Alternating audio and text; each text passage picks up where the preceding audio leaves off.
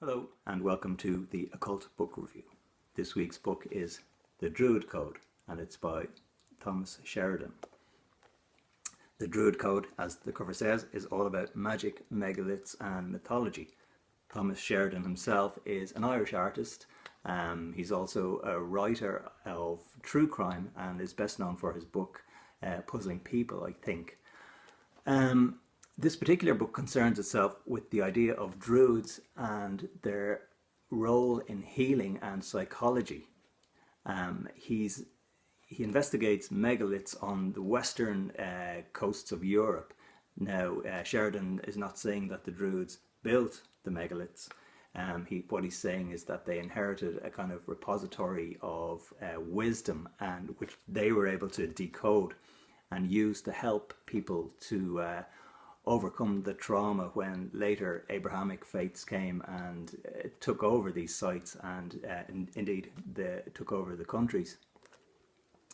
His approach is very much like, I suppose you'd call it a Jungian approach, and he shares a lot of traits with Joseph Campbell. He's able to see, what would you say, the depth within archetypes and symbols. And he talks quite a lot about the commonalities between Norse mythology and Irish mythology in this book. He focuses on things like how certain symbols keep recurring, the number 4, ravens, the eye being plucked out, things like that. He's also very much taking a middle ground here, because he's looking at megaliths and he's not looking for finding pi, although he does acknowledge alignments, constellation alignments, solstice alignments and so on. But he's more interested in the idea of art and I suppose what you might call the deeper mind. And this comes to the fore later on in the book when he talks about the kind of breakdown and the trauma that occurs when consciousness itself breaks from what he terms the bush mind into the ego. On one level, you can look at this book, or you could buy this book and read it as a way to learn about ancient Irish sites, and even use it as a field guide, as the author says at one point during the book. But there's a lot more to it than that, and it would be a shame to only focus on using the book as a kind of map. He does talk about most of the famous Irish sites. He focuses on his own area of Sligo quite a lot, the area around Bulbin and so on, and we get a lot of mythology about the kind of the different, what would you say, the fairy folk and the occult beliefs around that time, around that area. He also focuses upon Newgrange, and he has different ideas to a lot of historians. He kind of sees the takeover of these places as almost killing the energy, and he calls for more of an investment by ordinary people, but by academics, by artists in particular, to go back and bring these places to life. He talks about places in England where he was initially skeptical about the kind of neo-pagan movement or the New Age groups that kind of gathered around Avebury and so on. But then he talks about his own experiences, and going back later, he notices a change, that the actual megalithic sites have come back to life because people have returned to them and invested what you might call intent and consciousness and emotion. Now, again, that's not to say that he's not aware of solstice and equinox alignments and so on. One thing I tend to find about the whole neo-pagan movement, and particularly people who aren't Irish and they come here, they always think the monuments were built for Celtic gods, which is not true at all. And on one occasion I read about a prominent pagan who went to a megalithic site and poured milk and honey all over the stones because it was meant to kind of be a tribute to a Celtic goddess. And I just thought to myself, this is ridiculous. And it's destructive as well, of course. I suppose as well, the whole idea of milk and honey is much older as well. It's associated with the Ida and the Pingala and the idea of the land of Canaan, but that's kind of an aside here. The author talks about Newgrange and how he believes it was much more a place of new life than death. And he gives an example of a school trip he went on when his teacher made the class focus much more upon the kind of decapitated head of an Irish saint, as opposed later on in the visit, as opposed to a place they had just been, which was much more important. There's a big emphasis on the idea of an oral tradition, which of course we know is associated with the Druids. He also talks about when we're getting into his idea of the commonalities between Norse mythology and Irish mythology, the emphasis is on a culture that existed on the western coasts of Europe and is older than the biblical and previous Egyptian and Babylonian cultures.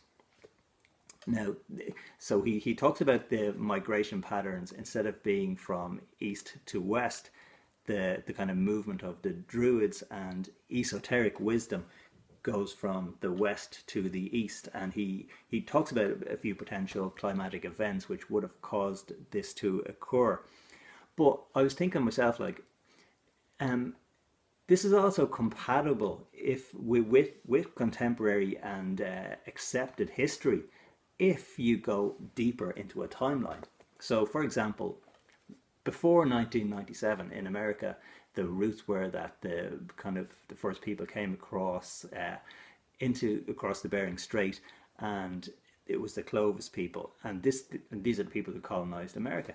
But there were a few archaeologists who didn't kind of throw their hat in with this, particularly because of what was happening in Monteverde in Chile and the Topper site. I think it's in Carolina. I could be wrong there, but what the Monteverde site showed that America was found much earlier.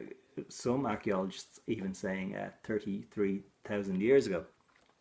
So what that means is that if we take the out of Africa hypothesis, for example, we have a movement of people up into Europe, into Northern Europe, but also turning right and going into Asia and so on, and moving across. And the reason why I'm kind of going on about this is if those people continued across into South America, which we know they did now, and then moved up through North America, you get this kind of west to east migration. And I thought to myself, it was interesting.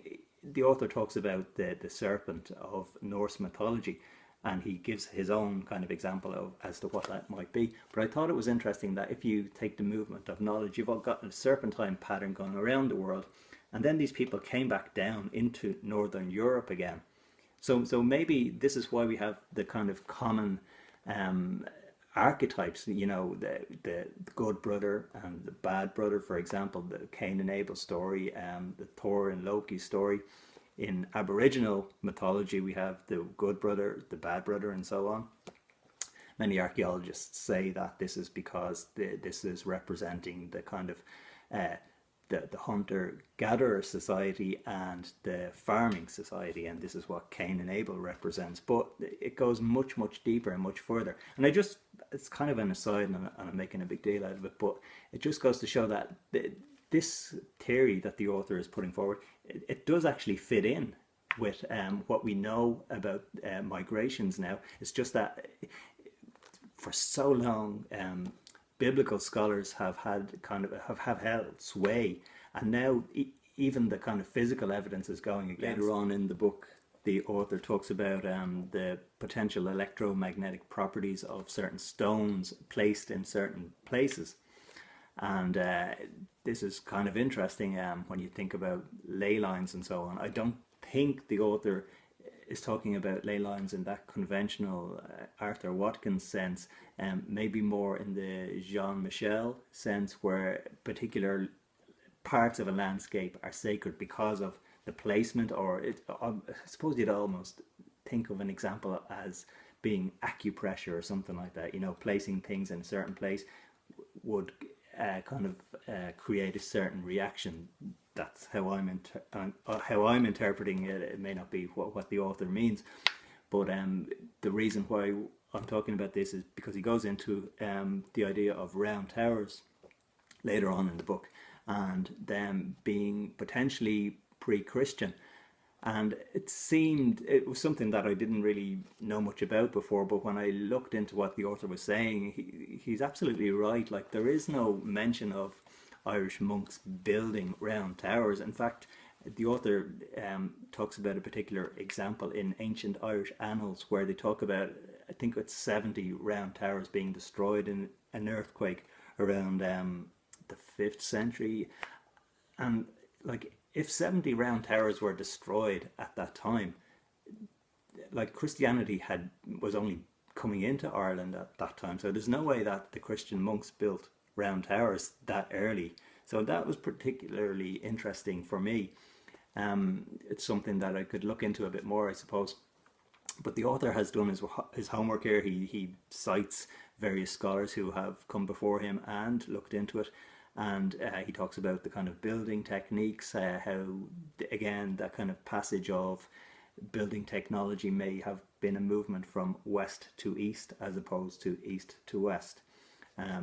He talks about the idea of the conventional theory saying that round towers were bell towers. This makes no sense anyway, because there would be no resonance going outward if the tower was covered. He talks about them being the idea that scholars thought they were ways for monks to hide and stay safe, but that makes no sense at all, because they could easily be smoked out, they could easily be just starved out. But when you come back to the author's idea of a climatic event, suddenly the idea of a round tower makes a lot more sense if there's going to be a flood. And in this context, the author talks about a story in Irish mythology about a black pig which comes from the west, moves across the land and poisons it all, sterilizes it all before going back and then coming back again.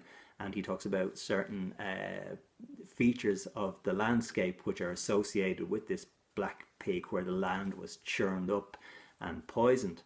So there are some, I don't know how we would investigate that further, but it certainly makes sense. And again, when you go back to the idea of the Jungian interpretation and the Joseph Campbell interpretation, this is what the author is going on about. There's no reason why something like a tsunami wouldn't be mythologized as a black pig, as opposed to, you know, a straight up kind of straight up description. It's much more colorful, and it lasts longer within the collective consciousness, of course, if it is something that people can remember. As the idea of changing consciousness is a big part of the book as well. In some ways, if you think about new ideas, for example, which I don't want to ruin the book either, I want to give a description of it, but I want there to be surprises in it for people. The Druids, according to the author, helped shepherd the pagan people into the changing society in order to save them. And what he means by that is they were able to kind of keep certain archetypes, certain levels of consciousness alive. And this is what he's talking about when it comes to the megalithic landscape, and why they are repositories for wisdom and for getting back in touch with that older and more permanent state of consciousness. I suppose you think of it like an octave, you know, if you know about music, the same note repeats itself, but on a lower scale, and then middle scale and higher scale and so on. It's still the same note, but it's at a different frequency.